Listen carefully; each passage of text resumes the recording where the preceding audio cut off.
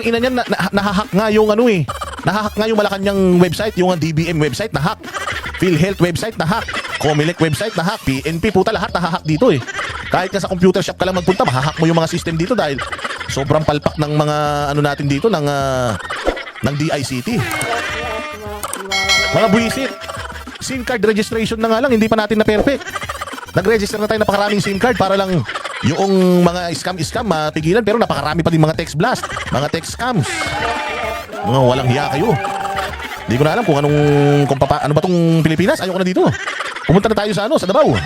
Bakit? Sa Pilipinas din yun. Oo, pero parang wala ka sa Pilipinas. Pag nandoon ka sa Davao, tragis na yan.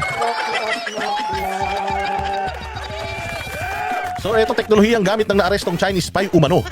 Kaya napakinggan natin kung ano to at ating kinakabahan ako eh. Kasi baka mamaya paglabas ko, nasa Beijing, China na ako. Ni wala tayong sasakyan na nakapangalan sa atin na pwede nilang nakawin. Wala tayong mga patent dito na hindi pa nagawa ng ibang bansa. Wala naman tayong imbensyon na malupit. Oo, siguro kung ispayan tayo rito, siguro masasabi natin dahil tayong mga pinakatangang botante sa buong mundo. Oo, dahil mga magnanakaw na, binoboto pa natin, gusto nilang pag-aralan siguro yung mga takbo ng utak natin. O ito, pakinggan ninyo. O, pakinggan ninyo itong balitang to, matatawa kayo, mauutot kayo. Ito na ang estado ng military. Mantakin mo, si Browner nandito ha. Si Browner, ang AFP Chief of Staff. Pucha yan. At siya pa mismo ang nagsasabi, super high-tech daw. Super high-tech daw itong mga gamit na ito. Putangin na mamaya, papakitaan ko kayo kung gaano ka-high-tech ang China ha. O, papakitaan ko kayo mamaya. Pero play muna natin to. Pasok. Kagimbal-gimbal ang balita ngayong Lunes, isa umunong Chinese spy, dinampot ng AFP at ng NBI. Pucha, AFP at NBI.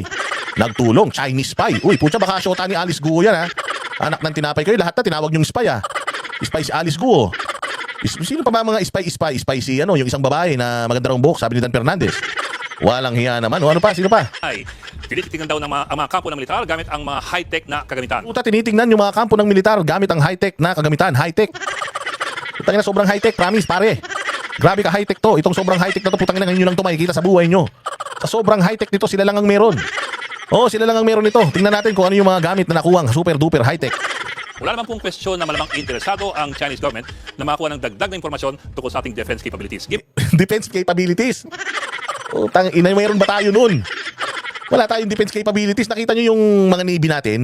Yung mga Navy natin na nagpunta na di armado, nagpunta dun sa BRP Sierra Madre, ano nangyari sa kanila? Pinagbubutas ng itak yung rubber boat nila. Utang ina, ganun tayo ka-advance. Yung isa naputulan pa ng daliri, remember? Naputulan pa ng daliri, pucha yan. Saranggola lang meron tayo eh. Saranggola, mangkukulam, manananggal. Putang ina, baka yun ang iniispayan sa atin ha. Yung mga magagaling mangkulam dito, tsaka yung mga aswang. Yung mga mambabarang, yung mga manananggal. Baka yun yung kanilang hinahanap pa, matindi. Oo, putang ina, matindi ng tama ng mga sundalo natin. Si Browner, naumpog ka ba? Browner, naumpog ka ba? Putang ina, ano yung hallucination mo na high-tech na gamit yan nakuha mo? Putang ina, nakuha mo pa sa likod ng sasakyan? O tingnan natin, high-tech daw to, sabi ni Browner. Putang ina, Browner, di ko na alam kung baka pag nakita mo yung mga makabagong teknolohiya ng China, putang ina, baka alien na tawag mo doon. Kasi ito, high-tech na sa'yo to. Hayop naman oh. Sabi naman po yun eh. Ayon kay AFP Chief Romeo Bronner, bagong tech ito. Ina yan. Bagong tech ito na ginagamit nila. That is why nakafocus tayo dito. Puta, tingnan nyo yung hardware. Tingnan nyo yung hardware. At alamin ninyo, putang ina, bago ba yan? Bago, putang ina, makakabili ka sa Quiapo niyan. Putang ina, nakita mo nga yung mga kable. Lahat ngayon wala ng kable. Pucha yan, pag nakita nyo yung server namin, puros wireless display. Oh, ang mga kable na ang mga kable ng server namin puros mga puros mga fiber optics na. Ang nakita mo ba tong cabling nito? Parang sinet up lang to diyan sa Gilmore eh. Mga hayop naman talaga oh.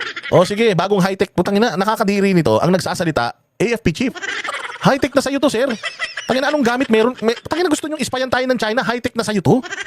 Pag nalaman ng China, high-tech na yan, putang ina mata.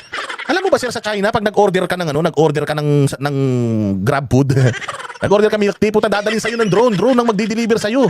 Pukin ang ina, walang driver, drone. Yun ang matindi ron, sa China. Iba, pucha, alam mo ba yung train nila doon? Magtech na. Yung magnetic, yung umaangat na ganun, wala na sa release. Ganun na ang teknolohiya sa China. Puta, may tao na nga doon, nakala mo, hindi robot eh. Tapos ito, tain na yan, inverter, Terra Station, tapos, utangin na modem. Ang laki pa ng modem. Ayop talaga naman. Sige, sakyan natin yung trip nito ni ni Browner na high-tech daw to. Sige, tingnan natin kung ano-ano itong mga gamit na to. Bagong technology ang gamit ng espiya na ito. Ano raw ang kanilang ine-espiya dito sa Pilipinas? Ano daw iniispiya nila? Ayon kay Bronner, mukhang kumukuha ang espiya ng coordinate Utangin na yan. Kumukuha daw ng coordinates. Kumukuha daw ng topography. That can be used for military targeting purposes. Puta sa Google Earth. Sir, pag nag-Google Earth ka, makikita yan. Utangin na pag nag-Waze ka, at saka nag-Google Maps ka, makikita yan. Yung, lagay mo, Camp Emilio Aguinaldo. Tapos 3D. Pag tin-3D mo, kitang-kita yung Camp Aguinaldo, yung loob. Ano pinagsasasabi mo kailangan pa nila nitong mga gamit na to para lang dyan? Gunggong din to eh. Alam mo ba, Browner, pag pinasabog tayo ng China, puta hindi na nila kailangan alamin. Hindi na nila kailangan alamin kung ilan yung, kung saan yung mga kampo natin. Putang ina, mga 3 missile, lusaw ang Pilipinas. Pinagsasasabi mo. Browner, kung gusto tayong pasukin ng China, kung gusto tayong pasukin ng China, yung mga kampo natin, ang laki ng Chinatown, puros Chinese yung tao doon. Hindi mo alam kung may sleeper cell doon. Puta 3 minutes, nakapasok ng mga yan dyan. Oh, sa totoo lang, galit ka sa China. Ang may-ari ng SM at saka ng Robinson's Galleria or ng Robinson's Land. Alam mo ba na Chinese yan?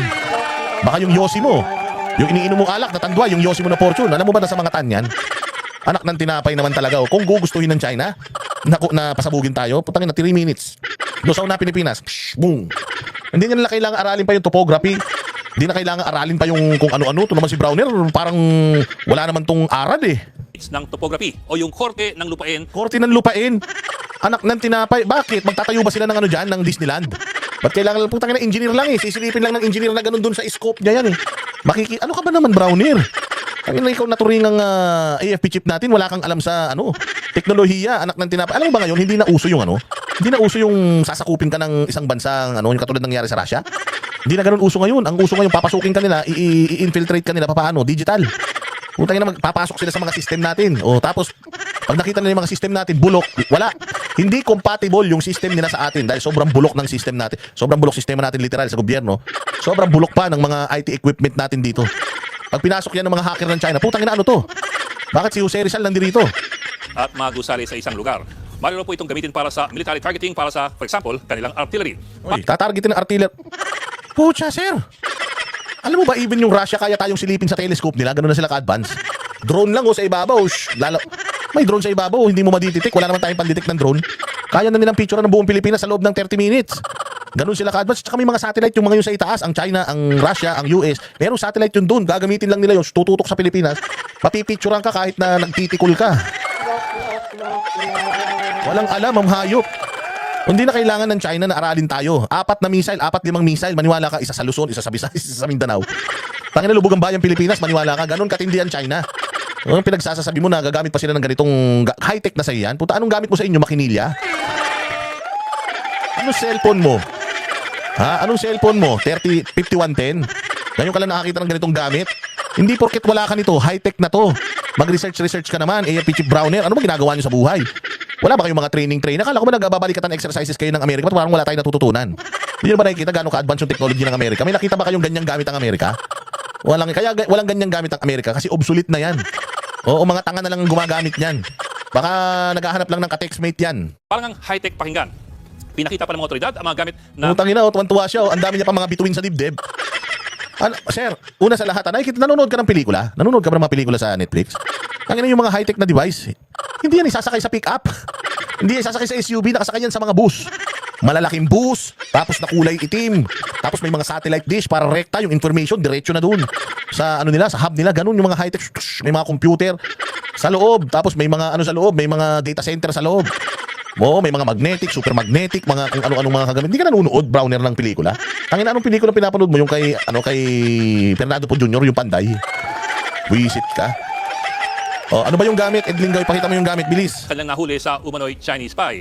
At sa unang tingin, mukha nga naman talagang high-tech ang mga ito. Pero magandang himayin ang mga gamit na nakuha para malaman natin Puta, himayin daw. Sige, ano? kung ano ba talaga ang ginagawa ni Kuya. Halimbawa po, ito pong malaking kulay dilaw Inverter.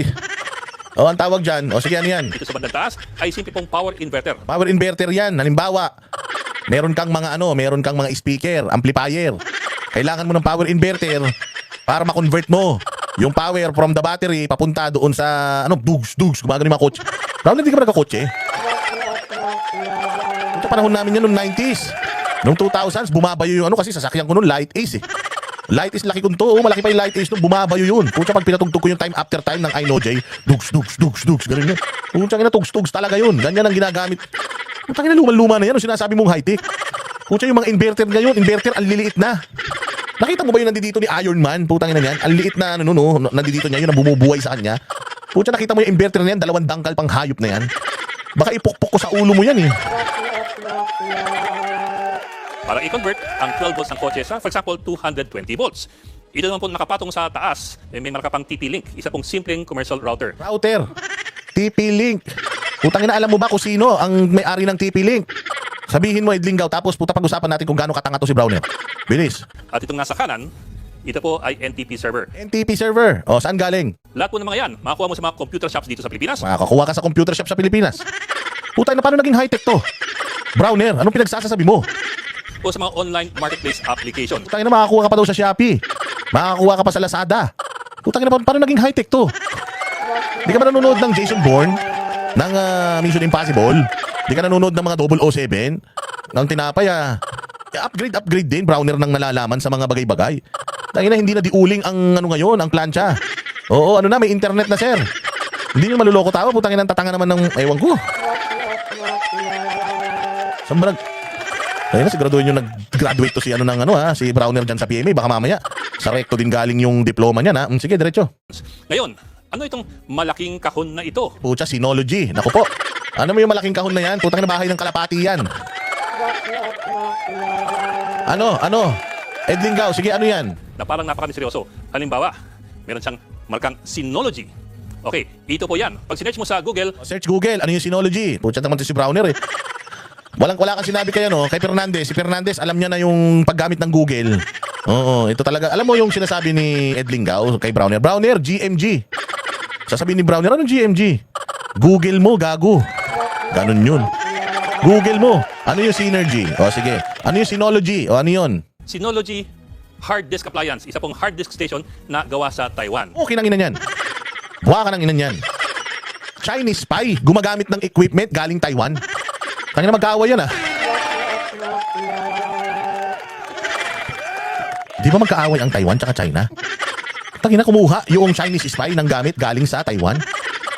Putay na niyan, tapos magugugil mo pa kung ano yung brand. Anak ng tinapay. Ano to, Browner? Para ka namang grade 2, hindi mo alam tong mga ganito. Pucha, Chinese spy, gumagamit ng produkto ng Taiwan na kaaway nila. Tangina niyan, hindi ka magtitiwala sa kaaway mo kung Chinese spy ka, lahat ng gamit mo, kayo lang ang meron, hindi pwedeng meron yung iba. Ang ina, binili nyo pa sa Lazada, binili sa Shopee, sa Raon, sa Gilmore, itong Synology, putang ina, galing pa ng Taiwan. Hayop naman talaga, oh. Mabibili po yan sa mga online market apps sa halagang 50,000. Kaya po yan sa Lazada. Ang natitirang misteryosong gamit ay ito po. Ito po ang kulay silver na kahon na mukhang computer CPU. So kung sakaling Chinese government operation po ito, parang hindi masyadong high-tech. Hindi talaga high-tech. Oh, hindi high-tech to, Browner. Putang ina, saan mo ba nakuha yung salitang high-tech? Baka laruan nyo sa bahay. Game & Watch pa din, sir. Mayroon ng PS5. May Xbox na. May Kinect. Sumasayaw-sayaw ka na ganun. Ibang klase na po ngayon, sir, Baka akala mo VHS pa din ngayon. Hindi na po. Ano na ngayon? DVD na. Parang nagdi-DVD. Saan ka ba bundok galing, Browner? Ang ganda pa naman ng pangalan mo, pang-Amerikano, tapos puta yung utak mo backwards. Baka naman ang kilala mong presidente ng Pilipinas, si Manuel L. Quezon pa, Bago na, putang ina, ganito kabulok ang military natin sa Pilipinas. Mantakin mo ikaw ang AFP chief. Tapos, nung nakita mo to, namangha ka, putya, baka makita mo yung setup ko dito kung paano ko pina-andar tong mga live stream ko, magulat ka. Ay nako, Browner, anong ginawa mo sa buhay mo? O hindi masyadong military grade. O baka naman sinadya po yan para po hindi masyadong obvious. Sinadya para hindi obvious? Tangin na ang lalaki niyan, ito naman si Edling ka, oh. Huwag mo na sakyan si Browner. Putya, tanga na nga yung tao, ginagawa mo pang tanga eh. So ano raw ang datos na nakakalap nitong espiyang ito? Ayon po sa mga otoridad, gumagamit ang espiya ng tinatawag na LiDAR or Light Detection and Ranging Equipment. Ang gumamit pa sila ng ganun. Light detection, baka light detector. Light detection and ranging. Ito po ay gumagamit ng mga laser devices para i-map out ang isang lugar o yung topografiya. Tayo na, oh, nililaser niya. Puta, may x-ray na. Yung mga ano nila, pag gumano, nakikita na yung loob ng bahay. Ano ka ba? Putang ina, luman-luman na. Saan mo napanood to? Itong in-example pa nila, oh, doon sa ano pa to. Doon pa to sa yung pelikula na yung mga magnanakaw ng mga artifacts. Hayop! Talaga naman, nakakatawa, nakakadiri itong AFP chip natin. Sa paligid. Pero ginagamit din po ito ng marami, hindi lamang po ng militar, kundi pang map surveying, transportation, conservation, agriculture at sari-sari. Ang pangbarong mga otoridad ay baka raw magamit ito sa paligid ng mga base militar natin o yung mga EDCA sites. Kaya tuloy ang tanong ng isang reporter sa press con kanina, abay kung topography coordinates lamang po ang kinukuha ng espiya, ano pong pinagkakaiba niyan sa Google Earth? Yan na, Google Earth. Google Maps. Waze, makikita lahat dyan. Kaya na yung Waze ka, kahit nakapikit ka, alam niya kung saan ka pupunta eh. Ganun katindi yung technology ngayon. Walang hiya na yan. Hindi totoo tong katarantaduhan nito ni Browner. O Google Maps o iba't ibang mga open source database na hindi mo naman kailangan mga espiya. Ang sagot po ni Gerald Browner, ang mga datos kasi na hindi makikita sa Google Earth gaya ng anong klase mga sasakyan, ang Dito makikita sa Google Earth kung anong klase ng mga sasakyan. Yung labas-pasok. Putang ina niyan, bakit mo pa alamin yung sasakyan labas-pasok?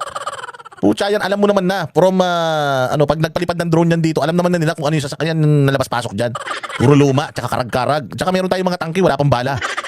Alam nila, alam ng China, wala tayong kapasidad. Ano ka ba naman, Browner? Meron ka pang nalalaman. Kung merong i-spy ng China, putang ina, definitely not the Philippines. Because, sabi ko nga sa inyo, if Chinese wants to invade the Philippines, they have done it a long time ago. We have the oldest Chinatown in the Philippines. Actually, in the whole world. The oldest Chinatown in the whole world is the Chinatown in the Philippines. 500 years na yan. Kung talagang gusto tayong i-infiltrate ng China, putya, saglit lang yan. Wala tayong baril, wala tayong bala na high-tech. Sabi ko nga sa inyo, iba na, lasunan na ngayon, hindi na barilan ang laban. Lasunan, tingnan nyo ngayon nangyari yung sa COVID. Oh, hindi mo may bali-balita na weapon of mass destruction daw yan? Biological warfare daw. Armas daw yan. Weaponized daw sana yan. Kaya lang nag-leak, kaya nasinghot. Ayun, nagkasakit buong mundo. Ganun na ngayon. Ano ka ba, Browner? Ganun na kahit hindi na barilan ngayon. Hindi na sabugan ng missile ngayon. Ano na? Lasunan na labanan ngayon. Vehicles can pass through the topography.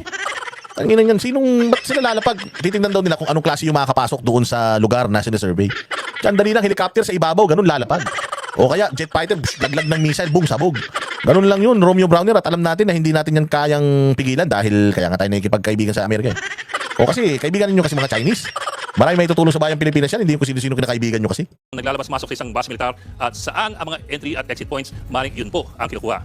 Yun nga lang, para mga bagay yan na kaya ring sagutin ng isang Blue Guard. Blue Isang Guard? tanong na lumitaw, bakit kaya sinuplong at in-announce kagad ng mga otoridad ang kanilang nahuling espiya? Bakit sinuplong at in-announce kagad ng otoridad yung nahuling espiya? Ni wala pa silang data kung ano yung kinukuha ng mga ito na impormasyon. Bakit hindi na lang muna nila minanmanan at inalam kung ano pa yung mga pinaggagawa nila at ano yung mga target nila? O, alam niyo kung bakit? O, si Ed Lincao na din nagsasabi. Kaya ganoon, kasi nga kailangan nilang gumawa ng issue. Kailangan nilang magsalsal ng balita. Palakihin yung balita, pasabugin yung balita, palabasin na pinasok na tayo ng mga spy dito sa China, gumagamit ng high-tech, putangin ng high-tech yan. Hindi man lang nga nakasakay sa sasakyan na maayos. Tapos high-tech daw, pero sabi nga dito, makakabili ka sa Shopee, sa Raon, sa Quiapo, pwede ka pupunta dyan sa Green Hills, sa Gilmore, makabili ka niyan. Pero high-tech daw yan. So dito mo makikita na, nautusan siguro tong mga to gumawa ng issue, pantakip dito sa issue ng iglesia, sa issue ng impeachment, sa issue ng iskandalo dyan sa bicameral committee. O kaya ito, putsangin na yan, gumagawa naman sila kung ano-anong kabulastugan para mapag-usapan. Sinong lolokoy mo dito? Hindi nyo na malilin lang ang tao, alam na ng tao, gusto talaga marinig ng tao kung ano yung mga blanco-blanco na yun. Yun ang gusto nilang malaman, hindi itong mga high-tech, sobrang high-tech. Gusto